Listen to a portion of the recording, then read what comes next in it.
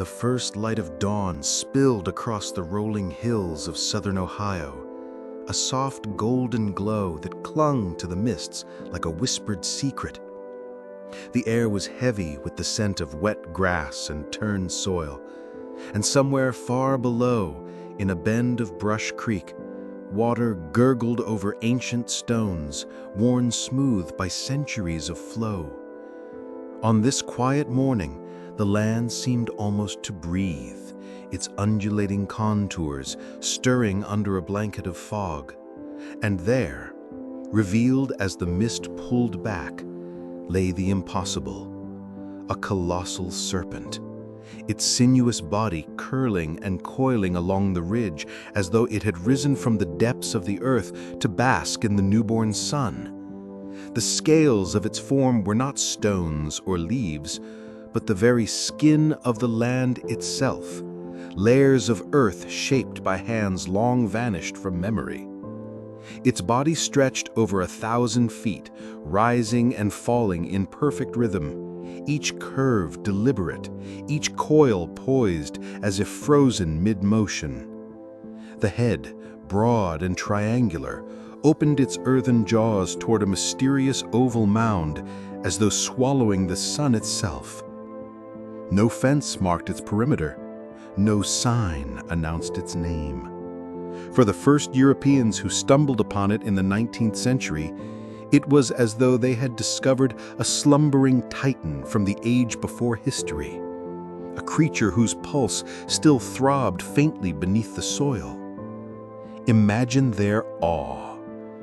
Weary surveyors and curious locals climbing the ridge, expecting nothing more than another hillock or stand of trees, only to gaze down upon a serpent of such scale and precision that it defied explanation.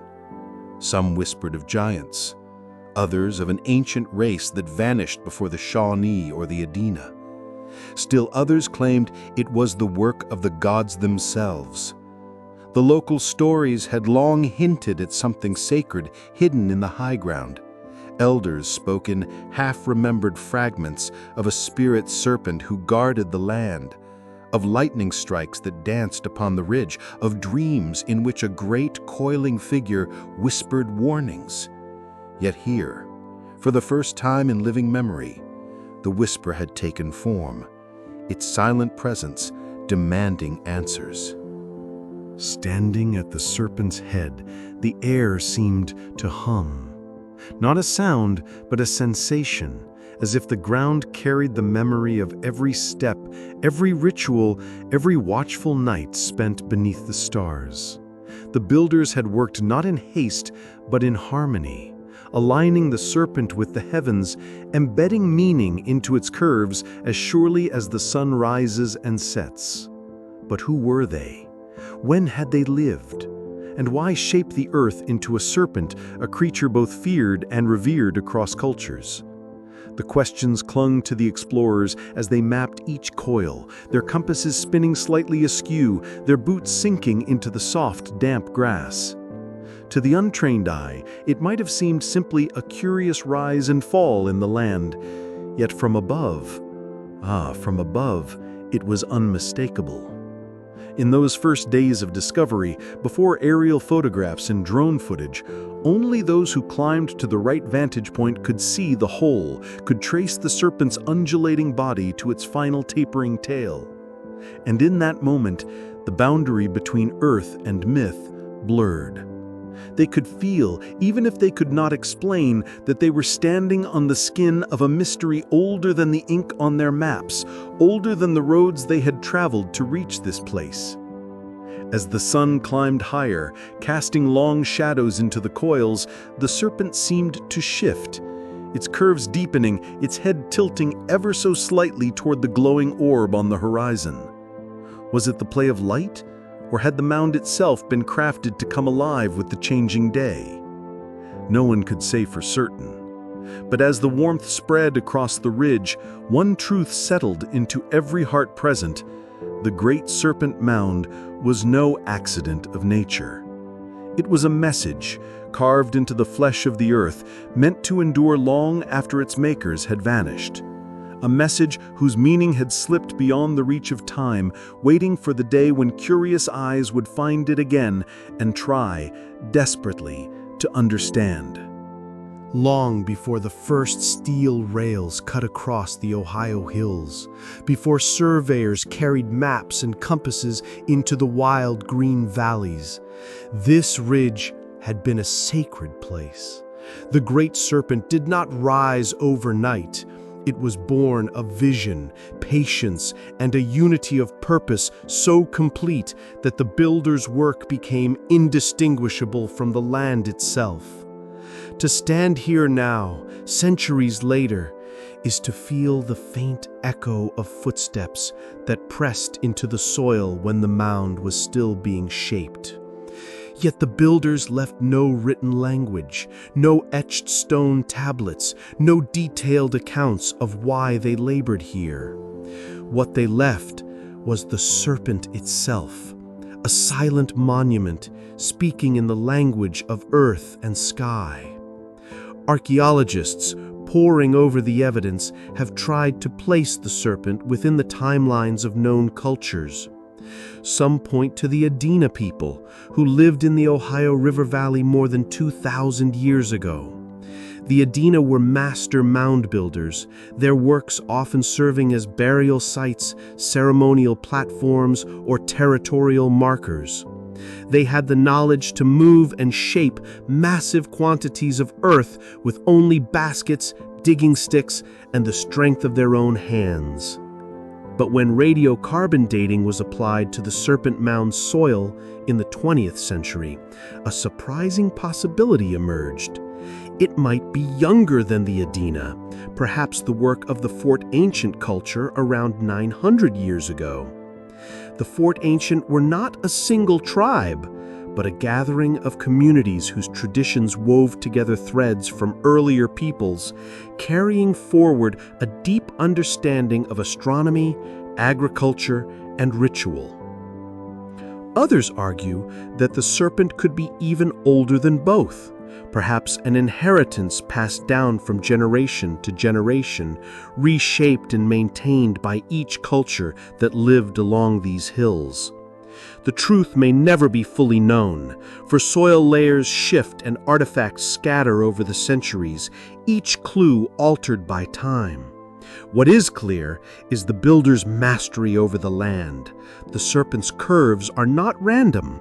They align with celestial events, its coils stretching toward the points where the sun and moon rise or set on significant days of the year. Such precision speaks to a people who watched the heavens as closely as they tended their crops, who saw the movements of the sky mirrored in the life of the earth. Imagine them here, under a canopy of stars, marking the positions of the sun as it bled into the horizon, measuring shadows, setting stakes, planning each curve not just for beauty, but for meaning. Every basket of soil was placed with intention, every rise and dip in the serpent's body shaped to hold a conversation between the earth and the cosmos. And yet, for all this astronomical precision, the mound is alive with symbolism that reaches far beyond scientific measurement. The serpent is a powerful figure in many cultures, a symbol of transformation, of cycles, of death and rebirth. Among some native traditions, the horned serpent is a guardian of water and a bridge to the spirit world. In others, the snake devours the egg of creation or holds the secret knowledge of the earth itself. Was the Great Serpent meant to honor a myth known to its builders? Or was it a living calendar, tracking the passage of time so that planting, harvesting, and ceremony could be guided by the heavens? Perhaps it was both, a fusion of science and spirit, of earthly survival and cosmic wonder. And if we close our eyes, we might see them, the builders, working in silence as the morning fog draped the ridge, their bare feet pressing the dew from the grass, their hands dark with soil, their eyes flicking toward the sky to ensure the curve was true. They knew what we have only guessed, that this serpent was not merely a mound of earth, but a living story, told in a language older than words, meant to outlast the generations. Night on the ridge was unlike anywhere else in the Ohio hills. When the wind stilled and the forest quieted, the sky seemed to expand until it swallowed the horizon.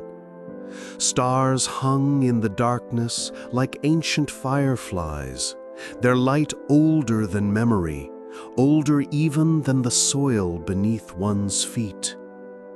To the people who built the Great Serpent Mound, this was no ordinary night sky. It was a vast, living map, a dome of moving lights whose patterns carried the secrets of time, seasons, and the will of the spirits. They understood what modern visitors often forget, that the heavens are not static. The sun shifts its path across the horizon through the year. The moon dances through its cycles with quiet regularity. And here, on this serpentine ridge, those celestial motions were etched into the earth itself.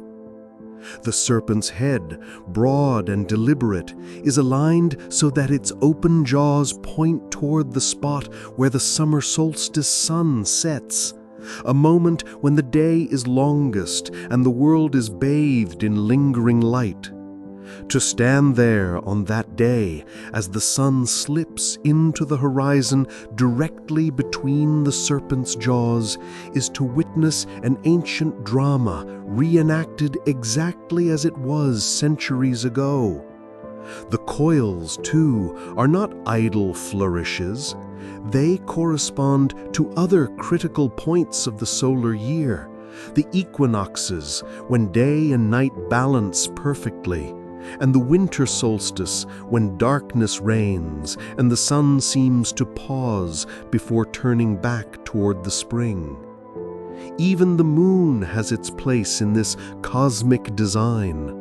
Some researchers believe that certain curves mark the extreme rises and sets of the moon's complex 18.6-year cycle, a pattern so subtle that only generations of patient skywatchers could have recognized it. Imagine the builders here on a solstice evening, the community gathered quietly along the ridge, fires flickering in the hollows, children whispering at the edges of the crowd. As the sky darkened to indigo, an elder, part astronomer, part priest, would stand at the serpent's head, watching the sun descend. The moment its disk slipped between the earthen jaws, a murmur would ripple through the people. This was not mere spectacle. It was a confirmation that the universe was still in harmony, that the cycle of planting and harvest was on track, that the cosmic order remained unbroken. The builder's knowledge of the sky was not abstract, but deeply practical. A misplaced planting could mean famine. A poorly timed hunt could mean hunger. The serpent, then, was not simply an artistic expression. It was a tool, a calendar carved into the land itself. Yet there was beauty in it too, in the way the curves mimicked the fluid motion of a snake in grass, in the way the head swallows the setting sun as if devouring the light before releasing it at dawn. It was astronomy wrapped in myth, science braided with story. Some modern researchers have taken this alignment even further, suggesting that the oval in front of the serpent's head may represent more than a simple egg of creation. perhaps it marked the path of eclipses, or a rare planetary alignment known to those ancient astronomers. Others speculate it could be a symbol of the sun's rebirth after the shortest day of the year, or the moon's return after its darkest phase. Whatever its intended meaning, the design speaks of minds attuned not just to the earth beneath their feet, but to the vast, moving clockwork above their heads. And still, the serpent guards its deeper secrets. We can trace the alignments, mark them on modern charts, even replicate the view in computer models. But we cannot step fully into the worldview of its builders, the way they saw the serpent as both guardian and guide, the way they believed the sky spoke to the earth and the earth answered in kind. We are left to imagine, standing beneath the same stars, how it must have felt to know that your people's story was written in two places at once, above in the heavens and below in the coils of a silent, watching serpent. Beneath the grassy coils of the Great Serpent Mound lies a world unseen, a layered record of centuries, perhaps millennia, written in earth instead of ink. To the casual visitor walking its curves on a warm afternoon, the surface seems serene. Soft grass swaying in the breeze, the hum of insects, the rustle of leaves from the surrounding forest. But for archaeologists kneeling with trowels and brushes, every handful of soil is a page in a story still half unread. They come here not with the expectation of finding gold or gemstones, but with a deeper hunger, to uncover the truth of who built the serpent, when and why. And like all good mysteries, the mound yields its answers slowly, sometimes grudgingly, while offering tantalizing hints that lead to more questions. The first excavations, carried out in the late 19th century under the guidance of Frederick Ward Putnam of Harvard's Peabody Museum, were cautious. Even then, there was a sense that disturbing the mound too aggressively would erase the very clues they sought to preserve. Putnam and his team dug test pits at key points along the serpent's body, carefully sifting through the earth. They found no human remains within the serpent itself, a detail that immediately set it apart from many other mounds in the Ohio River Valley, which often served as burial sites. Instead, they found layers of soil that suggested deliberate construction. Baskets of earth carried from different locations, stacked and packed to create a stable, enduring form. Beneath those layers, in some places, they found scattered charcoal and bits of burnt stone, hinting at fires long extinguished. Were these remnants of construction ceremonies, offerings made before or after the serpent's creation? Or were they the residue of much older activities on this ridge, preserved by chance? Along the flanks of the ridge and in nearby smaller mounds, excavators did find burials, some with stone tools, ornaments, and fragments of pottery. The styles of these artifacts spanned centuries, suggesting that different cultures used this ridge over a long period. This only deepened the puzzle. Was the serpent the work of one people, or the culmination of generations, each adding and reshaping until the creature took its final form? Later digs in the 1990s brought radiocarbon dating into play, with samples of charcoal from beneath the mound producing dates that seemed to cluster in the range of 900 to 1100 AD, pointing to the Fort Ancient culture as likely builders. Yet other samples suggested much older dates, raising the possibility that the mound had an earlier origin and was repaired or modified centuries later. The soil itself told a quiet tale of resilience. The builders had not simply piled earth haphazardly, but engineered it to endure, mixing different textures of soil to resist erosion, shaping the serpent so it would shed water and keep its form through centuries of rain and snow. There is also the question of what lies deeper still, beyond the reach of careful spades. Some archaeologists suspect that older, now invisible structures once stood nearby. Wooden posts, ceremonial circles, or processional paths leading to the mound. The land has shifted over the ages.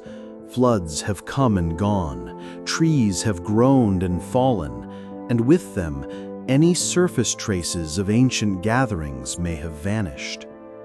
And yet, there are places where the soil holds subtle discolorations, dark stains where wooden posts once stood, the ghostly outlines of something long since rotted away. Science, however, is only one voice in the serpent's story. Local traditions and native elders often speak of the mound as something living, something that should not be pierced or opened. To some, every excavation feels like a wound, and every removed fragment is a part of the serpent's spirit taken away. This tension between the curiosity of science and the reverence of tradition has shaped how the mound is studied today. Modern archaeologists often turn to non-invasive methods, ground-penetrating radar, aerial photography, and 3D mapping that can see beneath the surface without breaking it. These tools reveal that the serpent is not an isolated work, but part of a larger ceremonial landscape, one that may hold even more secrets in its rolling hills and quiet hollows. And yet, even with all the data, the serpent's truest story remains elusive. Every artifact, every soil layer, every subtle change in the ridge's contour is a clue, but none offer the final answer. Standing here, knowing what lies beneath and what may still be hidden, is to feel the pull of two worlds, the tangible, measurable past, and the mythic, spiritual realm where the serpent's coils have never stopped moving. It is a reminder that some mysteries are not meant to be solved entirely, that the beauty lies in the search itself, in the quiet work of hands brushing away soil to touch the edge of something eternal. Long before the first archaeologist pressed a trowel into the serpent's flank, its presence lived in the stories of those who walked these hills.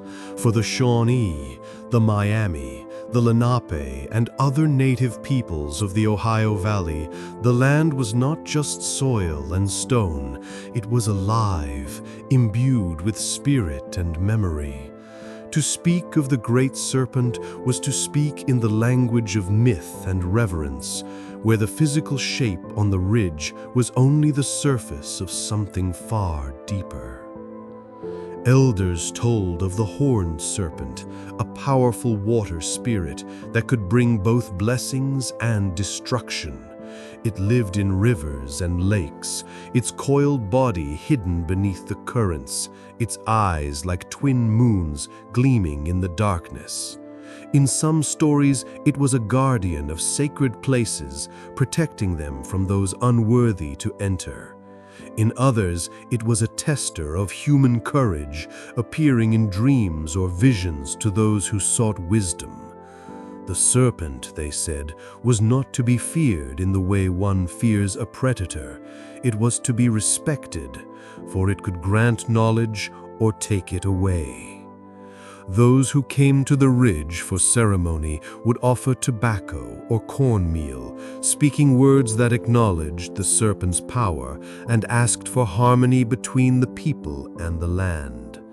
The oval shape before its open jaws, to some, was the cosmic egg, symbol of creation, of beginnings, of life emerging from the void. In swallowing or guarding this egg, the serpent held the power to renew the world or keep it in balance. Beyond Ohio, the serpent's form finds echoes in traditions across the globe. In Mesoamerica, the feathered serpent Quetzalcoatl was a bringer of culture and knowledge, its coils winding between the realms of gods and men. In Hindu cosmology, the serpent Ananta supports the very world on its endless coils, while in Norse myth, the Midgard serpent encircles the earth with its tail in its mouth, holding the seas in place. Even in ancient Europe, serpentine earthworks and carvings appear, often tied to celestial alignments and fertility rites. The parallels are striking. Cultures separated by vast oceans, yet united in their reverence for the serpent as a bridge between worlds. For the native peoples here, the serpent was also a marker of seasonal change and spiritual passage. Its alignment with the solstices and equinoxes was not merely a matter of astronomy. It was the embodiment of the cycles of life, death, and rebirth. Some storytellers claimed that during the summer solstice, when the sun sets into the serpent's mouth, the barrier between worlds thins, allowing messages to pass between ancestors and the living.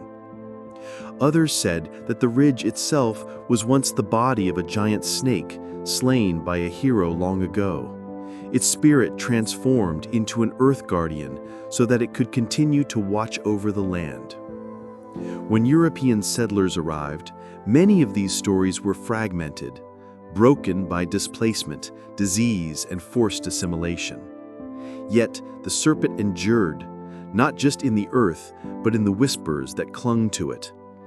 Even today, among those who visit with a listening heart, there are tales of strange sensations along the ridge, a sudden hush in the forest, a gust of wind with no cause, a feeling of being observed from nowhere and everywhere at once.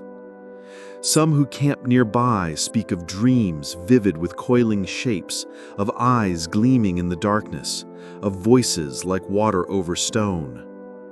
These legends, dismissed by some as superstition, are for others the heartbeat of the serpent's mystery.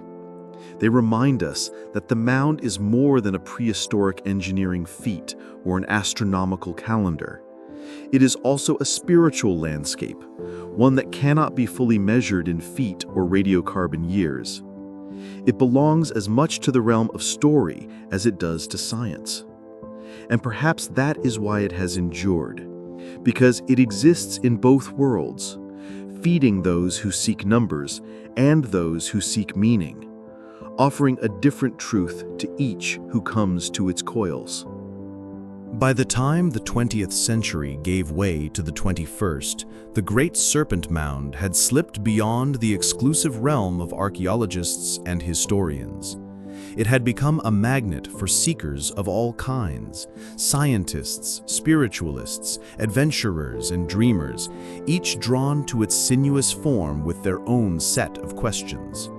And among these visitors, a bolder idea began to emerge, that the mound was not just a local or regional phenomenon, but part of something much larger, something that reached beyond the borders of Ohio, beyond the boundaries of human history, perhaps even beyond the confines of Earth itself. The theory often begins with a map. Lay out the world's great ancient sites, the pyramids of Giza, Stonehenge, Machu Picchu, the Nazca Lines, Easter Island, and some claim you'll see patterns, invisible lines of alignment, as though the Earth were crisscrossed by an ancient global network.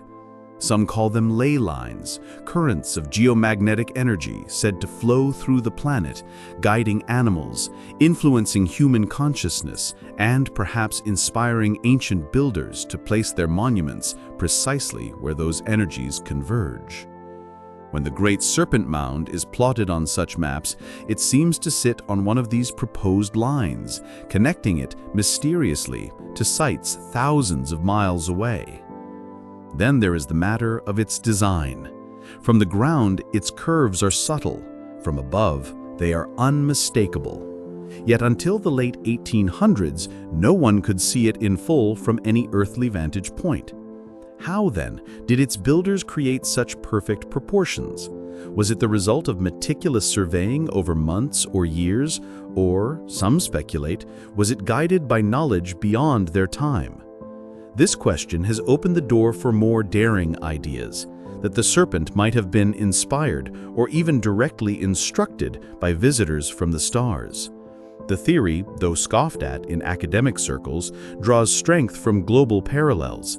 The serpentine deities of Mesoamerica, the Naga of India, the rainbow serpents of Australia, beings who, in many myths, descend from the heavens to teach, to shape, to transform. Could the mound be an ancient memory carved into the earth, a signal to those same beings across the void? Even those who avoid the extraterrestrial explanation often note the mound's curious relationship to the sky. Astronomers have shown that the serpent aligns not only with solar events, but possibly with significant lunar extremes, and that the oval at its head might represent a celestial object, perhaps a comet, which some researchers propose was a central part of the builder's cosmology. In this theory, the mound's form might echo the sight of a blazing comet streaking through the night, the serpent consuming or guarding the fiery visitor as a sign of cosmic cycles and renewal. Energy-sensitive visitors speak of a physical sensation on the ridge, tingling skin, a subtle pull in the gut, the sense that the air is thicker, more charged than in the surrounding valleys. Modern tools have recorded small geomagnetic anomalies in the area, though whether these are natural or somehow shaped by the mound's construction is unknown. To believers, it is proof that the mound is more than earth and grass. It is a kind of battery, storing and channeling energies from the earth and sky alike. Skeptics counter that the human mind is a master of pattern seeking, that our hunger for connection and mystery can lead us to see cosmic networks where only coincidence lies. And yet, even they must admit, the precision of the mound's alignments, the enduring power of its design, and the global resonance of the serpent motif all point to something extraordinary in the minds of its makers. Whether it was the product of an ancient surveyor's genius, a communion with the stars, or an instinctive harmony with the planet's hidden rhythms, the Great Serpent Mound is undeniably more than just a pile of earth. It is an act of placement, intentional, meaningful, and tuned to forces larger than the builders themselves. And perhaps that is the real cosmic connection, not a direct line to aliens or Atlanteans, but a link to the deep human impulse to mark our place in the universe, to lay something on the land that will speak for us long after we are gone. To stand on the ridge at sunset, feeling the last light pour into the serpent's mouth, is to feel that impulse awaken again, whispering that we too are part of something vast, ancient, and unknown. For thousands of years, the Great Serpent Mound lay undisturbed, its coils softened by wind and rain, its presence guarded by the quiet of the forest and the steep drop of the ridge. The people who built it were gone, but the earth remembered their hands, holding their work intact through centuries of change. That stillness, however, began to crumble in the 19th century, when the hunger for expansion and the plow's relentless edge swept across the Ohio countryside. To settlers carving farmland from the wilderness, the ridge was just another piece of usable land, its strange undulations dismissed as quirks of nature or old, irrelevant mounds from a forgotten past. By the mid-1800s, the serpent was in real danger. Farmers eyed its grassy coils as fertile ground to be leveled and planted, Erosion gnawed at the edges, each spring rain washing a little more of its form down toward Brush Creek. Curiosity seekers climbed its back with shovels, digging here and there in search of relics they could pocket or sell. Without intervention, the mound might have vanished entirely within a generation, its careful curves flattened into an indistinct rise, its head swallowed by the advancing fields. It was at this moment, in the 1880s, that Frederick Ward Putnam, curator of Harvard University's Peabody Museum of Archaeology and Ethnology, arrived in the Ohio Valley.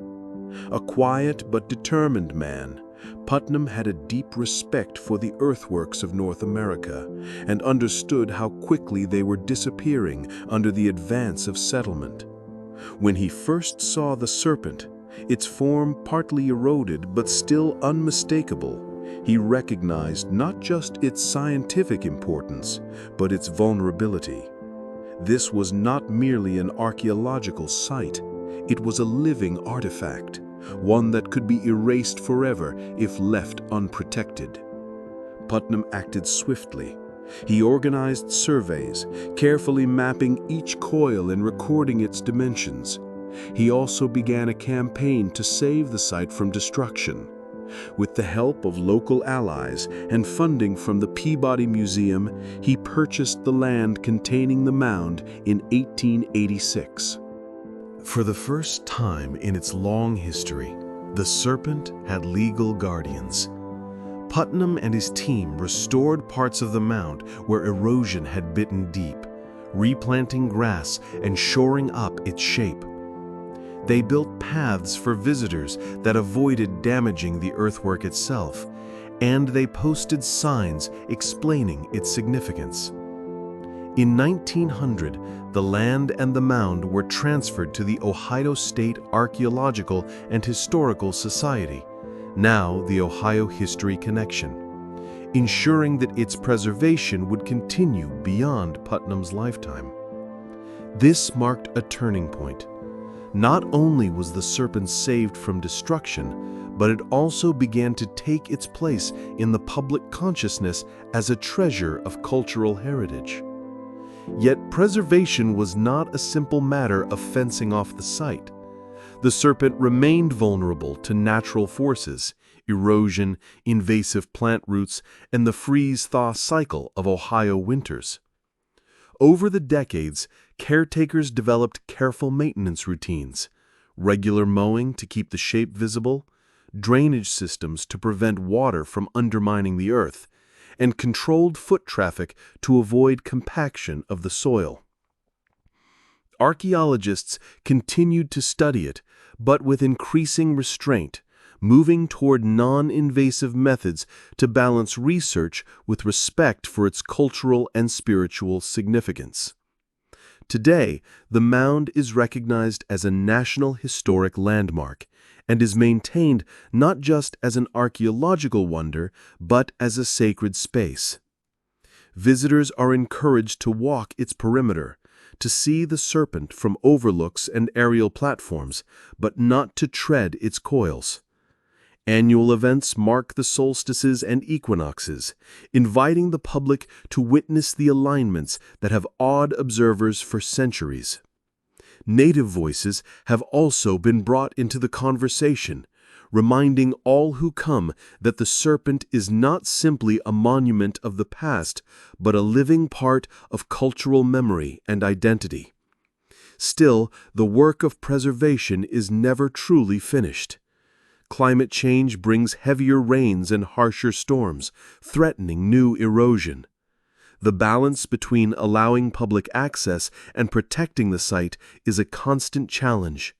But thanks to that decisive action in the late 19th century, the Great Serpent Mound remains intact, its form still rippling along the ridge, still swallowing the sun on the longest day of the year.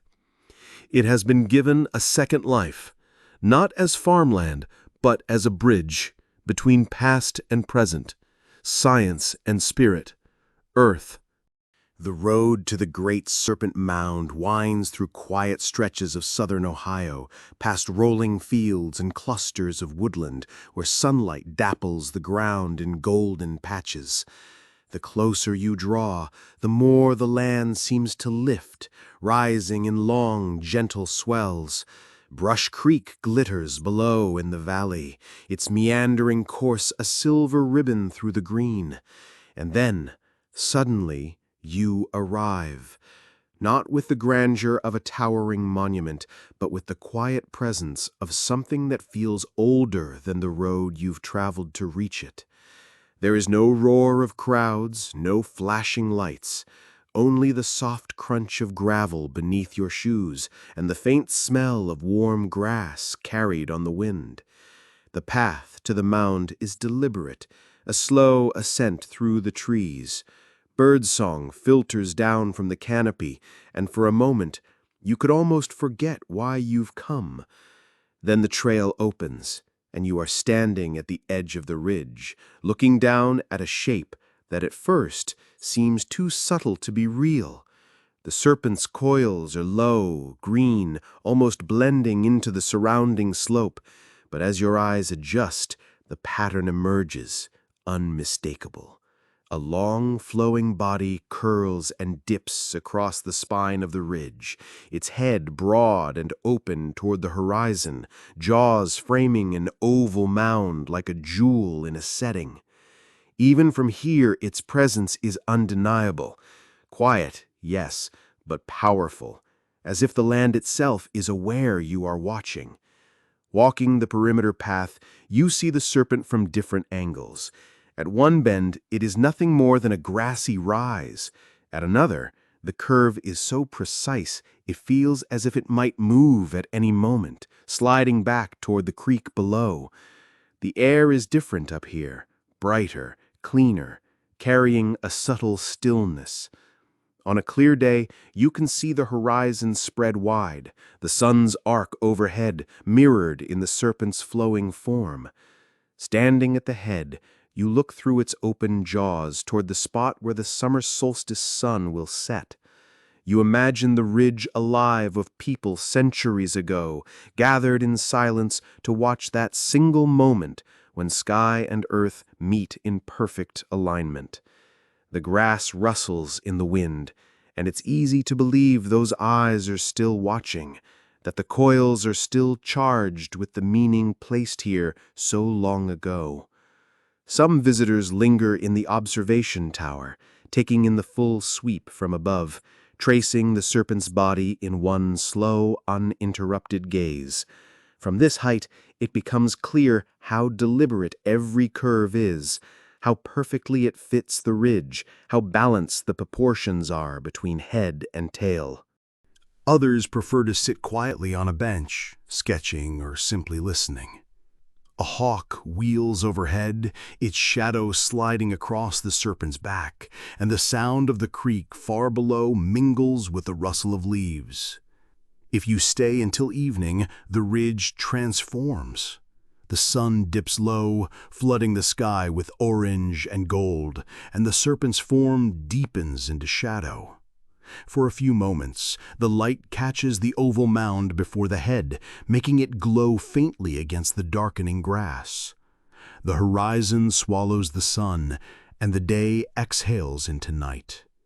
In that fading light, the serpent feels less like a monument and more like a guardian, a patient watcher whose story you've only begun to understand.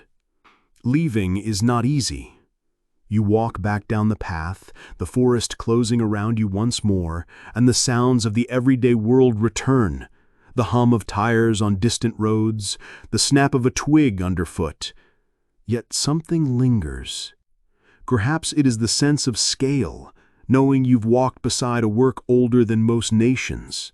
Perhaps it is the unanswered questions, the way the serpent refuses to explain itself, as if reminding you that mystery is part of what makes meaning endure.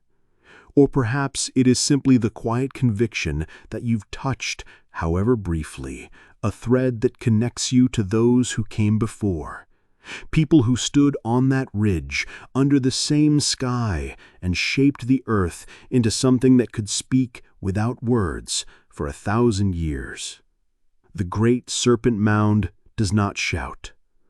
It waits.